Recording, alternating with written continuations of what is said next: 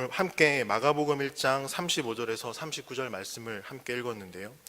경건한 그리스도인들은 나이가 들면서 고민도 하나씩 늘어가는 것 같습니다. 수많은 중직자분들이 이렇게 고백합니다. 제가 굳은 일, 좋은 일 마다하지 않고 교회 봉사를 수십 년 했습니다. 그리고 여러 직분을 맡아 훌륭하게 잘 섬겼고요. 구제도 많이 했고 예배와 기도의 자리도 잘 지켜 나갔습니다. 그런데요, 부끄러운 것이 하나 있습니다. 전도만 못했습니다. 이것은요, 어떤 장로님의 이야기가 아닙니다. 어떤 권사님의 이야기도 아니고 어떤 집사님의 이야기도 아니고요, 바로 우리들의 이야기입니다. 신앙생활을 해나갈 때 전도만 없으면 거의 완벽한 성도가 될 수 있을 것 같습니다. 이렇듯 전도는 신앙의 열매이고 전도는 하나님이 우리에게 주신 영원한 과제입니다. 그런데 오늘 본문에 보시면요, 예수님께서는 이 전도가 주 사역이었고 주 업무셨습니다. 오늘 본문의 내용은 이렇습니다. 예수님께서 갈릴리를 두루 다니시면서요, 치유 사역을 했습니다. 많은 사람들을 고쳐주고 낫게 하는 이 사역들을 통해서 많은 사람들이 예수님을 따랐고 예수님을 좋아했습니다. 그러던 어느 날 예수님께서 새벽에 기도하러 올라가셨는데요, 또 그것을 본 이 시몬과 그 주변에 있던 몇몇 사람들이 기도하는 예수님을 따라갑니다. 그 따라가서 예수님에게 말합니다. 주님, 사람들이 다 주님을 찾고 있습니다. 주님, 사람들이 다 주님을 찾고 있습니다. 왜 찾을까요? 내가 병이 걸리고 아프니까 예수님을 만나면 나음을 받을 수 있을지도 모른다는 생각 때문에 찾아간 것이죠. 그런데 오늘 예수님은요, 치유에 대해서 전혀 얘기하지 않으시고 38절에 보시면요, 가까운 다른 마을로 가자. 거기서 전도하리니 내가 이를 위하여 왔노라 라고 말씀하십니다. 예수님께서 이 땅 가운데 왜 오셨는가? 바로 오늘 38절 말씀은요, 전도하기 위해 오셨다라는 사실을 우리는 알 수가 있습니다. 그러면서 39절에 보시면 예수님께서는 온 갈릴리를 다니시면서요, 전도하고 귀신들을 내쫓으시면서 사역을 하셨습니다. 그러면 예수님께서 전도하기 위해서 갈릴리에 오셨다고 하신다면 도대체 이 전도가 무엇일까? 오늘 이 새벽 시간에 살펴보고자 합니다. 첫 번째로 전도는요, 사랑의 표현입니다. 누군가를 사랑한다는 거 쉬울까요? 어려울까요? 누군가에게는 사랑한다는 것이 쉬울 수도 있고요, 누군가에게는 사랑한다는 것이 어려울 수 있습니다. 하지만 성도라고 한다면요, 예수님의 사랑을 알고 있습니다. 나를 위해 십자가에 달리셨던 그 사랑, 나를 위해 돌아가신 그 사랑을 우리는 경험하고 기억하고 있습니다. 그렇게 십자가의 그 주님의 사랑을 우리가 경험하고 기억한다면요, 우리 성도는요, 기억해야 될 것이 있습니다. 그것이 무엇이냐면요, 바로 하나님이 우리를 죽기까지 사랑한다는 사실입니다. 그렇게 하나님의 사랑을 경험한 성도는 두 가지 특징이 있습니다. 하나는요, 바로 예배 자리에 나옵니다. 하나님을 향한 감사와 사랑 때문에 그 예배 자리에 나와 하나님 앞에 섭니다. 그리고 하나님의 말씀과 찬양과 기도를 통해서 그 사랑을 늘 확인하고 경험합니다. 그리고 또 다른 하나는요, 바로 전도입니다. 하나님의 그 구속의 은혜, 하나님의 구원의 은혜가 내 마음 가운데 가득하기 때문에 그 사랑을 전하지 않고는 견디지 못하는 것입니다. 사랑하는 온누리교회 성도 여러분, 하나님은 어떤 분이십니까? 하나님은 사랑이십니다. 요한일서 4장 8절에요, 사랑하지 아니하는 자는 하나님을 알지 못하나니 이는 하나님은 사랑이심이라. 그러므로 하나님께로부터 난 자는 하나님과 사람을 사랑한다라고 성경은 기록하고 있습니다. 우리가 전도가 잘 되지 않고요, 내 안에 있는 하나님을 잘 소개하지 못하는 것은 바로 하나님과 사람을 사랑하는 마음이 부족하기 때문입니다. 왜 부족할까요? 우리가 마주하고 있는 삶 가운데는 삶의 여유가 점점 사라져가기 때문입니다.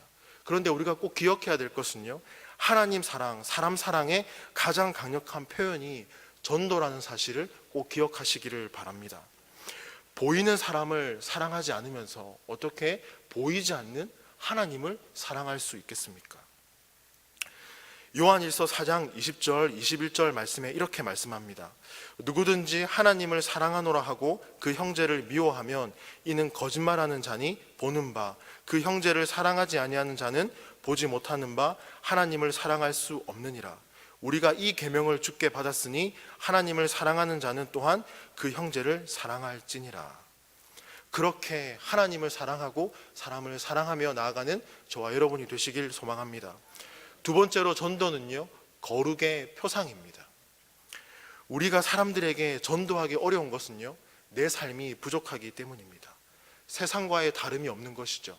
내 안에 구별된 삶, 그것이 없기 때문에요, 부끄러워서 전도하지 못하는 것입니다. 다름이 없기 때문에 할 말이 없습니다. 그 복음주의 지도자였던 존 스토트 목사님은요, 예수님의 산상수훈이라는 책에서 거룩은 전도다라고 말했습니다. 왜 거룩이 전도일까? 우리가 전도를 하다 보면요, 거룩해지기 때문입니다. 이 말이 무슨 말인가 하면요, 전도를 하다 보면 말을 조심하게 됩니다. 그리고 전도를 하다 보면 전도했던 그 대상에게 연락 오기를 기다리는 그 애틋한 마음도 배우게 됩니다. 그리고 죄를 짓지 않게 됩니다. 우리가 예수님을 믿고도 내 안에 여전히 죄를 짓고 음란함이 있고 거짓이 있고 부정이 있고 정죄가 있지만 전도를 하기 시작하면요, 나도 모르게 내가 그 죄 가운데 여전히 있으면서 누군가에게 복음을 전할 수 있을까, 그런 생각이 들기 때문입니다. 내가 어떻게 사람을 감동시키고 주님의 말씀을 전달할 수 있을까? 그래서 전도를 하게 되면요, 죄를 버리게 되는 은혜가 있습니다. 전도를 하게 되시면요, 이 죄를 버리는 은혜가 반드시 있습니다. 그렇게 전도를 해 나갈 때 우리는요, 예수님의 인격을 닮아갑니다. 심령이 가난하고 애통하고 온유하고요, 의에 줄이고 목마르고 긍휼히 여기고 마음이 청결하고 화평케 하고 의를 위하여 핍박을 받은 예수님의 이 인격을 누가 닮을 수 있는가? 그것은 바로 전도하는 사람이 닮을 수 있다는 사실입니다. 두 번째로, 우리는요, 예수님의 섬김을 닮아갈 수 있습니다. 전도를 하면요, 예수님이 이 땅 가운데 가장 낮은 자리에 겸손으로 오셨고요, 우리도 그와 동일하게 나를 낮추고 상대를 높이는 삶을 살아야 될 줄 믿습니다. 그런데 예수님의 섬김 중에 가장 중요한 이 섬김이 무엇이냐면요, 오늘 본문에도 새벽 미명에 기도하러 올라가신 것처럼 누군가를 섬길 수 있는 가장 중요한 도구가, 수단이 있다면 그것이 바로 기도입니다. 누군가 가정에, 우리 형제자매 가정에 어려움이 있다는 소식을 들었습니다. 물질로 도와줄 수 없습니다. 그러나 기도로 함께 할 수 있습니다. 그리고 누군가 원치 않는 육신의 질병으로 고통 가운데 있고 가족이 힘들고 어렵다면, 또 마음의 상처를 받아서 어려운 가운데 있다면 그것을 어떻게 함께하고 도와줄 수 있겠습니까? 우린 전문가가 다 아니잖아요. 그런데 기도로 함께할 수 있습니다. 기도로요. 주님, 우리의 형제 자매의 이 필요와 아픔을 하나님 이해하시고 응답해 주시옵소서. 나음을 주십시오. 저 가정에 기도 응답을 들어주십시오. 그렇게 기도하고 섬길 수 있다는 사실입니다. 그러면서 우리 교회 공동체는요, 이 기도 섬김을 통해서 때를 따라 돕는 주님의 은혜를 함께 경험하고 누릴 수 있게 되어집니다. 그래서 전도는 거룩입니다. 세 번째로 전도는 순종의 증거입니다. 하나님이 기뻐하시는 뜻은요, 요한복음 6장 39절과 40절에 보시면요, 제가 읽어드리겠습니다. 나를 보내신 이의 뜻은 내게 주신 자 중에 내가 하나도 잃어버리지 아니하고 마지막 날에 다시 살리는 이것이니라. 내 아버지의 뜻은 아들을 보고 믿는 자마다 영생을 얻는 이것이니 마지막 날에 내가 이를 다시 살리리라 하시니라. 우리가 우리를 향하신 하나님의 뜻을 제쳐놓고요, 무언가를 한다는 것은 소용이 없습니다. 하나님의 뜻은 영혼 구원에 있습니다. 제가 세 가지를 말씀드렸습니다. 전도는 사랑의 표현이고요, 전도는 거룩이고요, 전도는 순종의 증거다라고 말씀드렸습니다. 이 세 가지를 붙들고 살아간다면 우리는요, 세상과 다른 구별된 삶을 살아갈 수 있는 발걸음을 한 발 내딛기 시작한 것입니다. 그러면 하나님을 모르는 사람들이 우리에게 와서 이렇게 말하지 않겠습니까? 제발 날 교회에 좀 데려가 주세요. 제발 그 예수님 나에게도 소개해 주세요. 요한복음 14장 21절에는요, 나의 계명을 지키는 자라야 나를 사랑하는 자니 나를 사랑하는 자는 내 아버지께 사랑을 받을 것이요 나도 그를 사랑하여 그에게 나타내리라. 우리는요, 하나님 말씀에 순종하기 위해서 어디든 어디에 있든 전도해야 될 줄 믿습니다. 그 당시 로마는요, 이 이스라엘 땅을 세 구역으로 구분했습니다. 하나는요, 갈릴리 땅으로, 하나는 사마리아의 땅으로, 하나는 유대의 땅으로. 그 중에 첫 번째인 이 갈릴리 땅에 예수님이 들어가셔서 두루 다니시면서 전도했다라고 오늘 성경은 우리에게 말씀해주고 있습니다. 그 당시 이 갈릴리는요, 역사학자 요세푸스는요, 이 갈릴리 지역에 250개 이상의 마을이 있었다고 책에서 기록하고 있습니다. 그 마을 인구의 최소 단위는요 5,000명입니다.